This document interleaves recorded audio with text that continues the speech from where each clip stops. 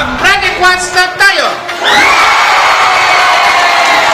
Kung nais mo ng pagbabago, simulan mo sa sarili mo. Tara na, bangon na, dapat lagi kang maaga. Sa patuloy na pagtangkilik at suporta sa aming proyekto Panhermosa, kami ay lubos na nagpapasalamat sa inyong walang sawang pagmamahal at pag-aalaga. Sa inyong pag-sponsor ng libreng pandesal sa loob ng 50 araw at ang pagpapatuloy nito sa susunod na 50 araw, pinakikita ninyo ang inyong malasakit at pagmamalasakit sa aming komunidad. Maraming salamat po, Ma'am Anapet. Here we go!